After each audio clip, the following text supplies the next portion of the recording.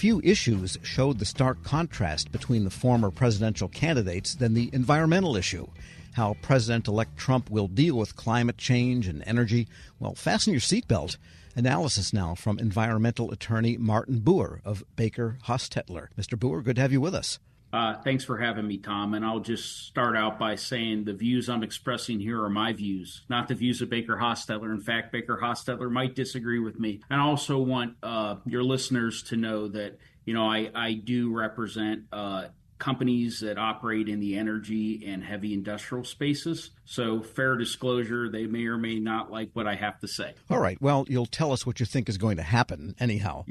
Yeah. You represent clients in metals. And metals bring together a lot of issues concerning with energy, the way in which smelting happens, electric or gas-fired and so forth. I guess maybe there's still some coal fire, I don't know, coking coal. And then there is the mining and transportation of material. So a lot of issues come to bear in the production of metal. What does it look like now, and how do you think it'll change?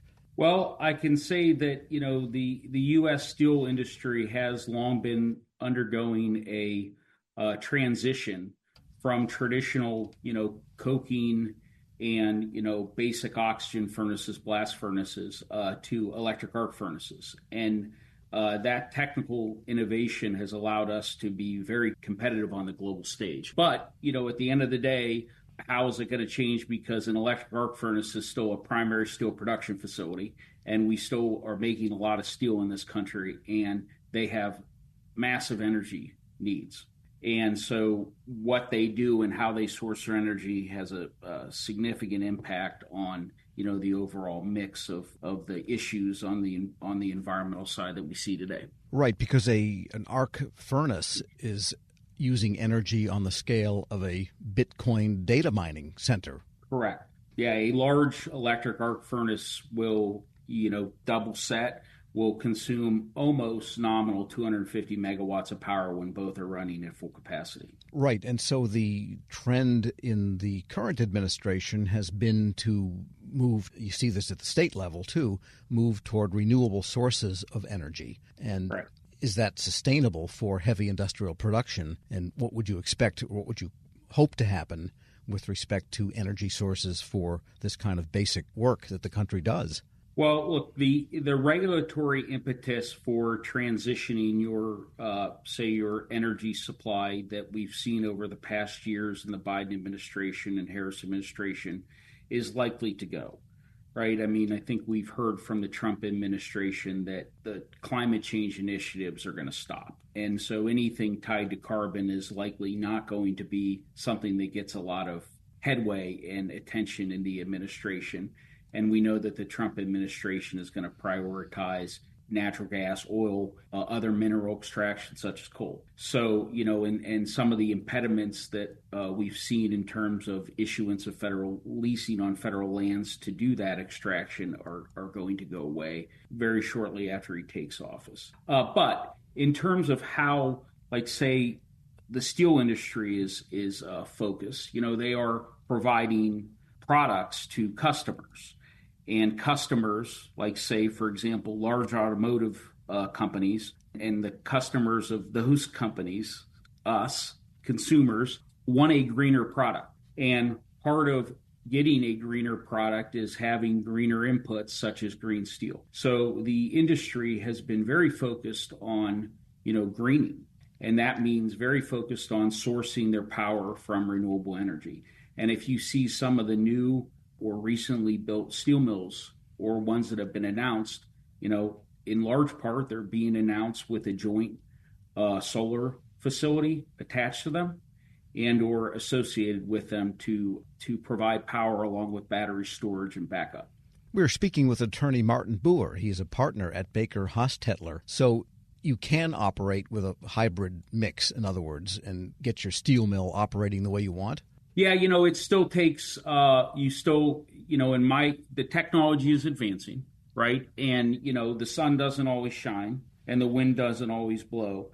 But advances in battery storage do allow and do provide operational flexibility much like we've seen in electric vehicles and things like that, to mills. It's not a perfect solution, and the technology it needs to continue to advance. It's still very expensive. And so those that are implementing with a goal on attacking the higher quality steel markets, such as automotive and electrical and things like that. So, what we're seeing, though, is that trend. And we're seeing, the local utilities who are responding, that generate the power, also that are responding to that demand. A couple of questions. The U.S. steel industry does supply the rolled steel that is used in cars to the domestic car making still? Yes. And do they generally smelt ore, or is it scrap that is turned into new steel?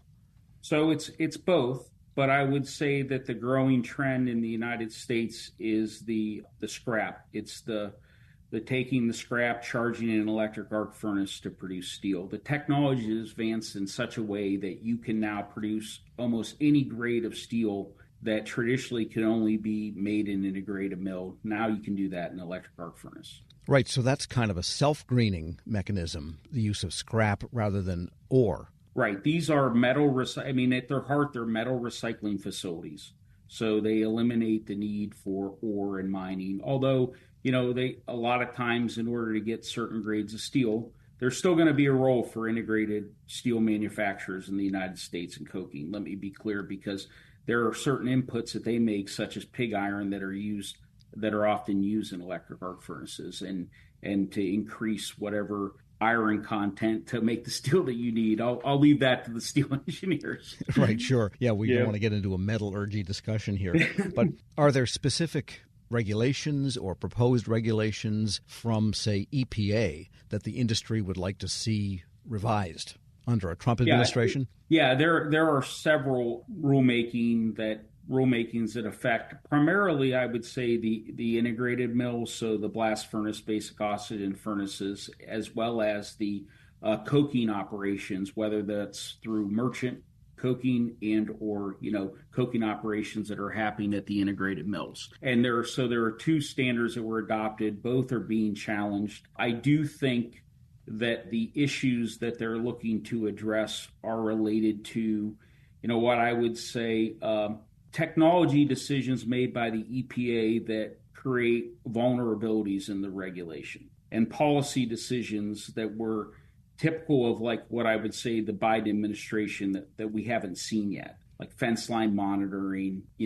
items that are not necessarily designed to reducing pollution, but to monitoring for that pollution to facilitate enforcement. So those rules, I would expect that the Trump administration will take a hard look at those regulations and decide whether or not it wants to continue to defend them or have them remanded. Okay. And when you deal with EPA, do you find that the people there know the industry? I mean, they have the technical knowledge such that what they're proposing, even if it may not be desirable from the industry standpoint, is within technical reality based on physics and what we know about the industry. And so I don't want to turn this into a EPA bashing session, because I want to be clear that, the professionals at EPA are very much dedicated to their craft, and they do on a day in basis. They're doing a very good job. But, from our perspective, there are a few at EPA that we deal with that really do know the industry.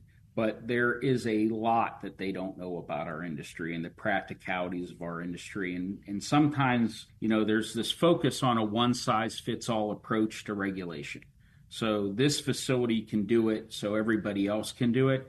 And as you could possibly imagine, facilities built at different times, there's different challenges associated with that. They're built in different locations, different geographies, things like that. And in the one-size-fits-all approach doesn't work with this industry. And I think that's been part of our challenge here in terms of trying to get across the line with the EPA to reasonable regulation. And by the way, what is the steel-making population of employment these days? It's growing. What I'll say, Tom, is, there's been a real focus. We've been involved in constructing 4 different metal/steel facilities in the United States since 2016. And these are big mills. These are not small, small mills. These are large scale, millions of tons per year production. So it's ramping up. All right. Well, I would advise anyone who hasn't seen metal being made to go see it sometime. And it's a pretty majestic type of process. All right. Well,